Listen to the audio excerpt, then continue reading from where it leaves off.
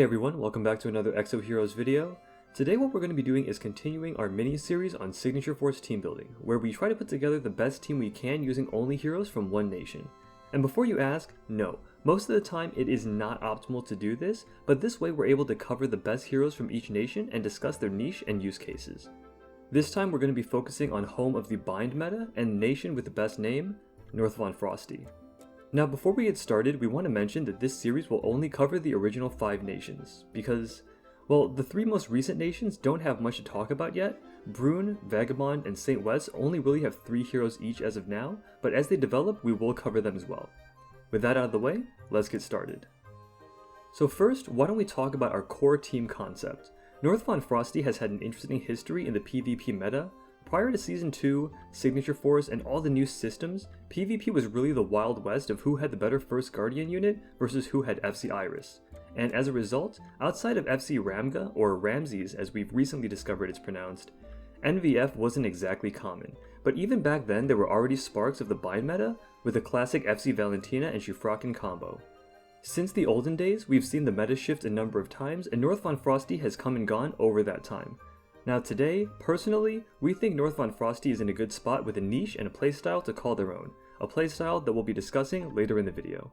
For now, let's talk about the team breakdown first. We'll be splitting the team into 2 categories, core and flex, where the core is going to be comprised of the heroes that are, in our opinion, essential to the functioning of any North von Frosty comp, and then the flex heroes we'll be covering first are going to be strong options to round out the fully North von Frosty team, and then later on we'll be talking about heroes from other nations that could support and complement the North von Frosty core. So first, for the core heroes, we have FC Shufraken and FC Iris in the front line, and in the back line we have FC Valentina.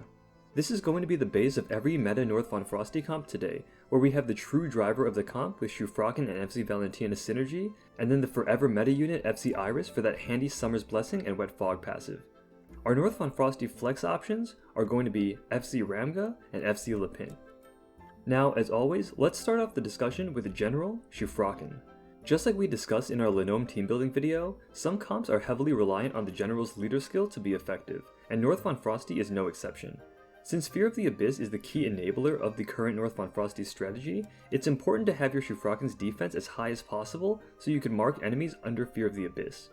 With that in mind, a few things to consider doing would be awakening with a full set of blue Guardian Stones, indexing into Unleash Potential defensive tree, enhancing your Fate Core, and if you're lucky or a whale, grabbing +5 core memory and or FC Topaki. Aside from his passive though, with his Awakening Fate Core, Shufraken can provide supplemental damage, and an often overlooked part of his kit is the small mana burn he has himself on his A1. Despair causes -1 mana burn every turn and 50% damage until removed.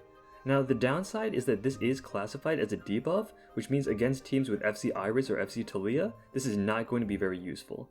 His A2 is the same as base, and you'll be using this mostly for the CC on backline heroes.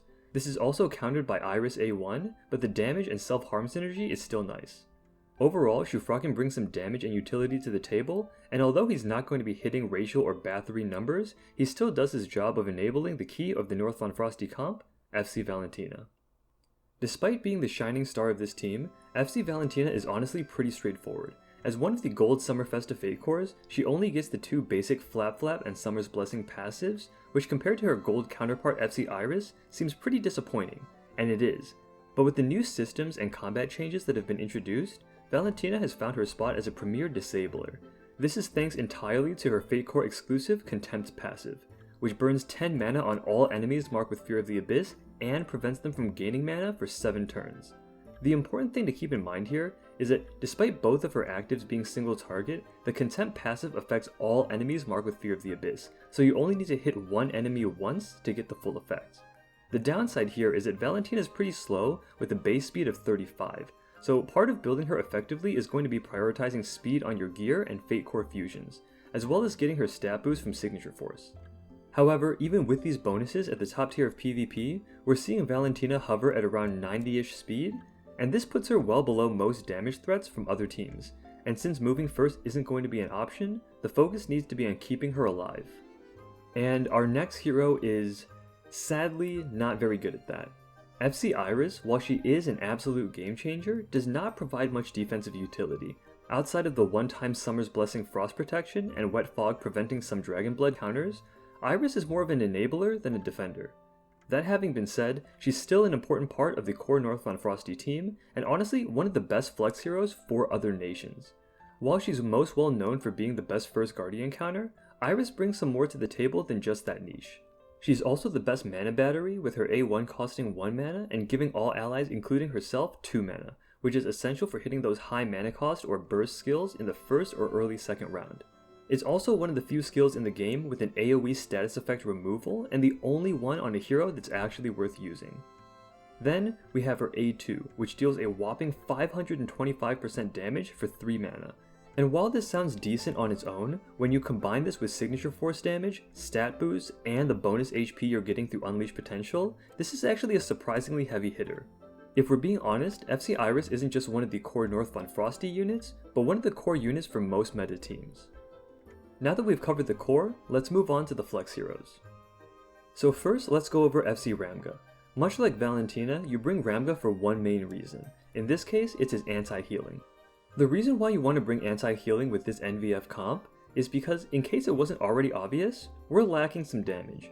And one of the main issues of having a low damage is not being able to one-shot, and when you can't one-shot, you become vulnerable to stall comps. So one solution to this is using Ramge as supplemental damage, much like Shufraken, while also nullifying the healing from the main offenders, Dorka and Talia. Another benefit Ramge has over other North von Frosty options is that he's one of the lieutenants along with Valentina, meaning he benefits from flat stat boosts further along the signature force tree, and much like Iris, due to the effectiveness of HP stacking builds and support Unleash Potential, his damage output is higher than you might expect. And filling out our final flex spot, we have FC Lepin. Given what we already know about the North von Frosty comp, Lepin's role should be clear: keep Valentina alive, or resurrect her if she dies. When she was first released, FC Lepin was actually a pretty insane healer, mainly because of the utility from her actives. Her A1 doesn't do much damage, but the heal over time is solid, and the turn reset works really well with the rest of the North von Frosty comp, considering their low mana cost, so they'll always be able to get a skill off. Her A2 is a team-wide heal, which is nice, but we really care about the revive, with one instance of damage immunity for all revived allies. While the rest of the North von Frosty comp isn't too likely to fall, in case Valentina gets one-shot, this damage immunity will guarantee she gets to proc Contempt, which will buy some time for the rest of the team. Another overlooked aspect of bringing FC Lepin into NVF comps is that she's part of the Awakening FC line, which means that her Awakening passive will proc the same time as FC Shufraken's, granting her increased block, speed, and 4 turns of damage immunity, all of which are great for a healer. So now that we've covered our North von Frosty heroes, let's take a look at the best flex options from other nations. Remember that the most important thing is to keep Valentina alive. So for the 2 flex spots, our recommendation starts with FC Tantalo. He's just the reigning king of defensive utility, as we've already covered in detail in our Greenland team video, go check that out if you're interested. So he's the natural choice when it comes to a one-size-fits-all defender. Overpower and Sworn Friend are 2 of the best passives for preventing one-shots, and when paired with his basic Block 2 passive and the buffs and debuffs on his active skills, he's just too good not to bring. So with the defense covered, let's switch our focus to sustain. As we already mentioned, Lepin is a solid healer with support utility, but in terms of pure healing output, no one can beat Dorka. Her Soulbond passive is the best leader skill in my opinion, and you could easily see why when paired with Tantalo in a stally North von Frosty comp.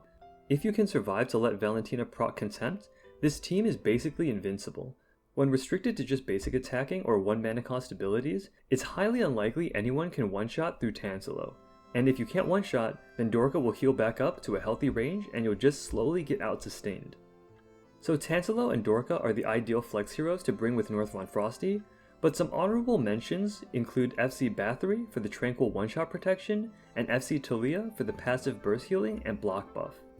No matter who you decide to flex in, the priority should always be to keep Valentina alive, and as long as you can do that, the team will just work itself out. And that brings us to the end of the North von Frosty Signature Force team building guide. Hopefully this gave you guys a better idea of which heroes are good and why, and how you can utilize each of them to build your own North von Frosty team. If you enjoyed this video, don't forget to leave a like and subscribe. Stay tuned for more Genshin Impact and Exo Heroes content. Thank you guys so much for watching, and we'll see you in the next video. Peace.